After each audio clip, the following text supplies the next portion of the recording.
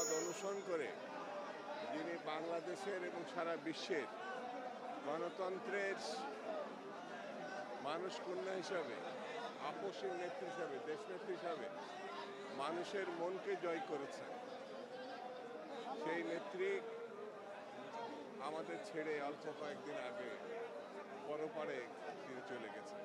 আমি তার রুহের মাগফিরাত কামনা করছি, আল্লাহ যেন তাকে বেশ নসিব করেন।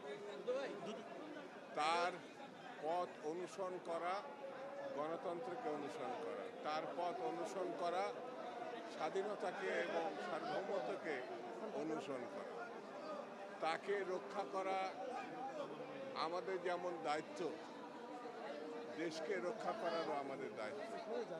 ইদানিং নানান জায়গায় যেভাবে বিশৃঙ্খলা সৃষ্টি করার চেষ্টা করা হচ্ছে, নির্বাচন খুব অল্প দিনের মধ্যে, সেই জন্য আমাদেরকে ঐক্যবদ্ধ থাকতে হবে যাতে শান্তিপূর্ণভাবে একটি নির্বাচন অনুষ্ঠিত হয় এবং গণতন্ত্রের উত্তরণের পথকে সুগম হয়। ভরসা পেতে নিজেকে হতে হয় পাতের মতো দৃঢ়, ঠিক যেমনটা জেরুসালেম।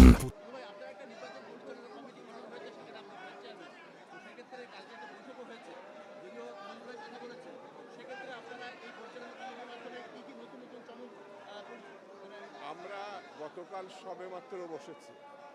আমাদের পরিকল্পনা প্রণয়ন এবং আগামী দিনে একটি সফল নির্বাচনে জাতীয়তাবাদী দলকে বিপুল জনগোষ্ঠীর মধ্যে নিয়ে যাওয়া এবং তাদের ভোট প্রাপ্তির মধ্য দিয়ে একটা সরকার গঠনের যে পরিকল্পনা সেটি, এবং পাশাপাশি আগামী দিনে নির্বাচনকে সফল করা শুধু না, রাষ্ট্র পরিচালনার জন্য যে ইস্তেহার এবং পদক্ষেপ সেগুলো খুব অল্প সময়ের মধ্যে আপনাদের সামনে আমরা হাজির করব। দুদু ভাই, একটা বিষয় জানতে চাচ্ছি, বিএনপি চেয়ারপারসন বেগম খালেদা জিয়া দীর্ঘদিন গণতন্ত্রের জন্য আন্দোলন করেছে।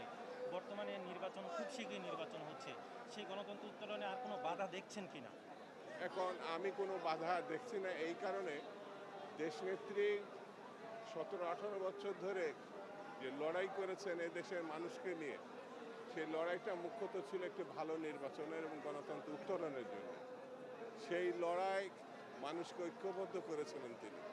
তার উপরে সীমাহীন নির্যাতন করা হয়েছে, চিকিৎসা দেওয়া হয় না, যে কারণে আমরা মনে করি এই মৃত্যু আওয়ামী লীগেরও দায় আছে, তারা তার মৃত্যুর কারণ।